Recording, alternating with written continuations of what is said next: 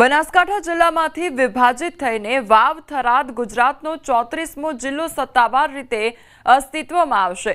9.78 લાખની વસ્તી અને 413 ગામવાળો નવનિર્મિત વાવ થરાદ જિલ્લો આજથી અસ્તિત્વમાં આવશે। તો રા, ધરણીધર, ઓગડ અને હડાદ તાલુકો પણ અમલમાં આવશે। વાવ થરાદ કલેક્ટર કચેરી, એસપી કચેરી, ડીડીઓ કચેરી, તાલુકા પંચાયત કચેરી સહિતની કચેરીઓ પણ खुल्ली मूकवामां आवशे। तो विधानसभा अध्यक्ष शंकरभाई चौधरी और मंत्री बलवंतसिंह राजपूत द्वारा आजथी नवा जिल्लानो शुभारंभ करावामां आवशे।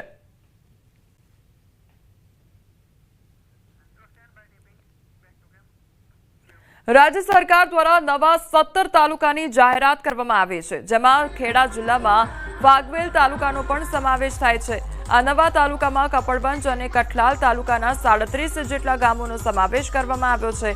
तालुको कार्यरत थता आ विस्तारना वहीवटी कार्यो सरळ बनशे अने विकासने नवो वेग मळशे। त्यारे फागवेल खाते जनसभा अने पत्रकार परिषद योजाई। तो आ प्रसंगे धारासभ्य मानसिंह चौहान, सांसद देवुसिंह चौहान सहितना आगेवानो उपस्थित रह्या हता अने मोटी संख्यामां ग्रामजनोए उमळकाभेर स्वागत पण कर्युं हतुं। खेडाना सांसद देवुसिंह चौहाणे जणाव्युं हतुं के आ भूमि वीर भाथीजी महाराजनी आस्थानी भूमि छे। राज्य सरकारे स्थानिक जनतानी लागणी मुजब फागवेलने तालुकानो दरज्जो आप्यो छे અને આવનારા દિવસોમાં સરકારી કચેરીઓ કાર્યરત થશે। સાથે જ તેમણે નવા તાલુકાની જાહેરાત બદલ રાજ્ય સરકારનો આભાર માન્યો। फागवेलने तालुकानो दरज્જો આપ્યો છે ત્યારે કઠલાલ તાલુકાના જે પૂર્વ વિસ્તારના ગામડાઓ હતા, કપડવંજ તાલુકાના પૂર્વ વિસ્તારના જે અંતરિયાળ ગામડાઓ હતા, એ ગામડાઓનો આવનારા સમયે અવિરતપણે વિકાસ થવાનો છે। અહીંથી જે કોઈ ગયા હશે મુખ્યમંત્રીશ્રીએ અને સંગઠને ખૂબ જ એમને સાંભળ્યા છે ને એ રીતે આ અહીંનો ઇતિહાસ, અહીંની આસ્થા એમણે પૂરી સમજી છે ને એ રીતે ફાગવેલને તાલુકો જાહેર કર્યો છે ત્યારે એનો આપણને ખૂબ આનંદ છે। જે વર્ષોથી મારા પંચમહાલ સંસદીય વિસ્તારના ફાગવેલના જે તાલુકાની માગણી હતી, આજે આપણા મૃદુ અને મક્કમ મુખ્યમંત્રીશ્રી દ્વારા તેને પૂર્ણ કરવામાં આવી છે અને સૌને આજે દિવાળીની જેમ ઉત્સાહપૂર્વક સૌએ ખુશખુશાલીથી આજે પર્વની જેમ મનાઈ રહ્યા છે।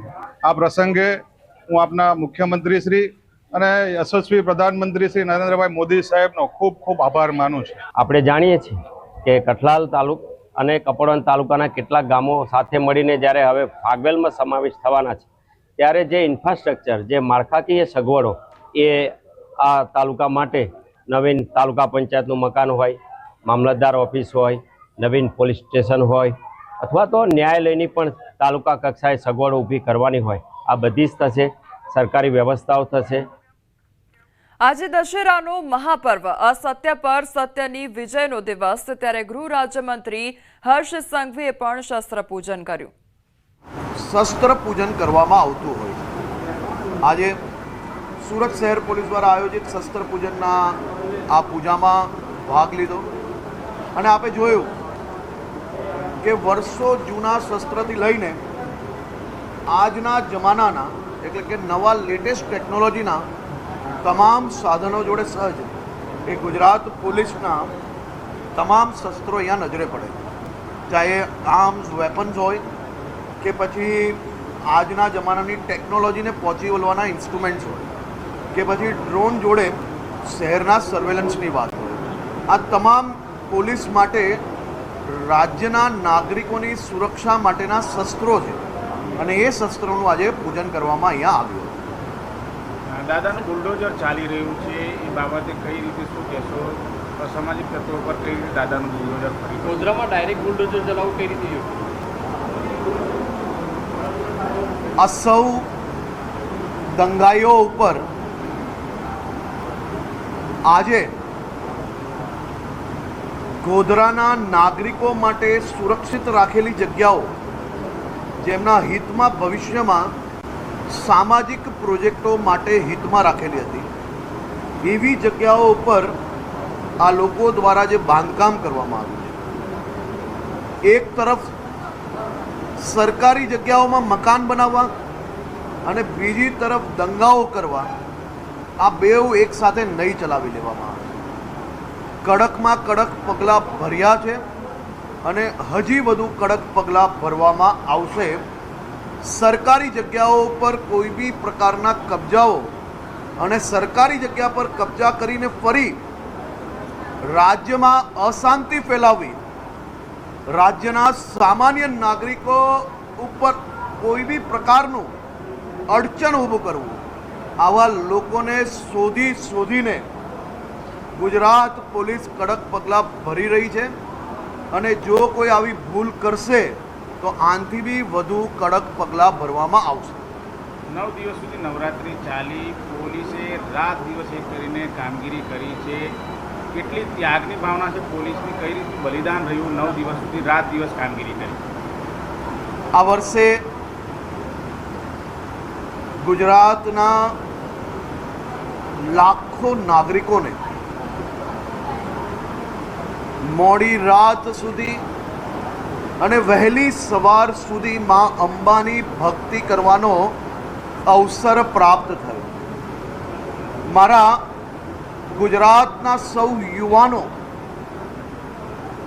આપણી સંસ્કૃતિ એવી માં અંબાના ગરબા રમવા માટે કોઈ બી પ્રકારની સમય પાબંદીમાંથી ભૂપેન્દ્રભાઈ પટેલની સરકારે એમને મુક્ત કર્યા અને ગુજરાત પોલીસે આ સંપૂર્ણ વ્યવસ્થાઓ જમીન પર ઉતારી. રાજ્યના ગામોથી લઈને શહેરો સુધી લાખો કરોડો લોકો મોડી રાત અને વહેલી સવારે ગરબા રમીને ઘરે પરત ફરે, એવા હજારો કિસ્સાઓ આવ્યા. કોઈકની ગાડી બગડી જાય તો કોઈક રોડ ભૂલી ગયા હોય તો કોઈક બહારના રાજ્યથી આવ્યા હોય અને પોતાને મોડી રાત્રે સાધન ના મળવાના કારણે ઘરે ના પહોંચી શકતા હોય. આજ આપણા ગુજરાત પોલીસના જવાનો માત્ર માહિતી મળતાની સાથે વહેલી તકે, સાહેબ કોઈ રાજ્યની અંદર આ પ્રકારના દ્રશ્ય તમે નહીં જોયા હોય, એવા હજારો લોકોને ઘર સુધી પહોંચાડવાનું બી કામ આજ આપણી ગુજરાત પોલીસ દ્વારા કરવામાં આવ્યું છે. આપ સૌ લોકો મોડી રાત સુધીમાં અંબાની ભક્તિ કરી શકો તે માટે આપણા જ રાજ્યના આ પોલીસ ઓફિસરોથી લઈને પોલીસ કર્મચારી, આ સૌ જવાનોએ પોતાના પરિવાર જોડે નવરાત્રિનો ત્યાગ કર્યો ને, ત્યારે રાજ્યના સૌ નાગરિકો આ રીતે નવરાત્રિ મનાવી શકે. આપે જોયું હશે કે નવરાત્રિ એ માત્ર આપણી સંસ્કૃતિ એટલું જ નહીં, સંસ્કૃતિની તો જાળવણી સરકાર દ્વારા કરવામાં આવી, એમાં વધારે ઉત્સાહ પૂરવામાં આવ્યો, પરંતુ એનાથી એક પગલું આગળ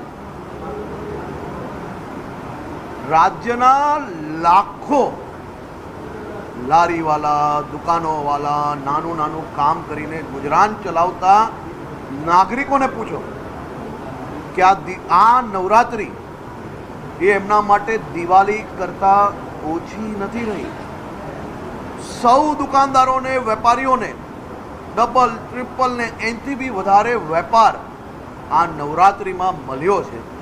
એટલા માટે આ સૌ પરિવારને માત્ર નવરાત્રિની બચતથી એમના ઘરના બાળકો માટે એક અદ્ભુત દિવાળી સ્વરૂપે રાજ્ય સરકાર દ્વારા વ્યવસ્થા કરવામાં આવી છે અને આ બધી જ વ્યવસ્થાઓ પાછળ ગુજરાત પોલીસના પ્રત્યેક જવાનોનો ખૂબ મોટો ફાળો છે.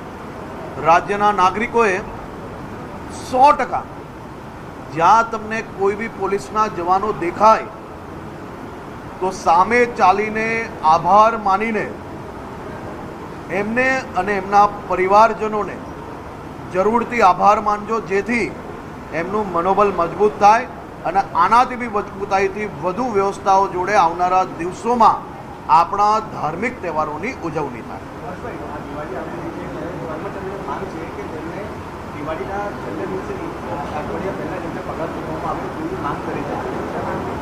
એમાં કંઈ ખોટું નથી, એમાં કંઈ ખોટું નથી. પરિવારજન છે તો અમે વાત કરીને જે કંઈ મદદ કરવાની હશે કરશો, કોઈ ચિંતાનો વિષય નહીં.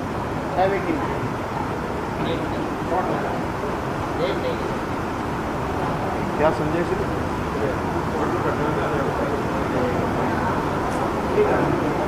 जी सर. अधर्म के सामने धर्म के विजय के प्रतीक दशहरा की आप सबको बहुत बहुत शुभकामनाएं। भगवान श्री તો ગૃહ રાજ્યમંત્રી હર્ષ સંઘવી દ્વારા આજે શસ્ત્ર પૂજન કરવામાં આવ્યું અને રાજ્યભરમાં એક તરફ દશેરાની ઉજવણી થઈ રહી છે ત્યારે ગૃહ રાજ્યમંત્રી દ્વારા પણ શસ્ત્ર પૂજન કરવામાં આવ્યું। બીજી તરફ જે દેશની સુરક્ષાની વાત છે તેના વિશે પણ તેમના દ્વારા વાત કરવામાં આવી। જે અસામાજિક તત્વો છે તેમના પર કડકમાં કડક કાર્યવાહી કરવામાં આવશે તે અંગે પણ ગૃહ રાજ્યમંત્રી દ્વારા વાત કરવામાં આવી।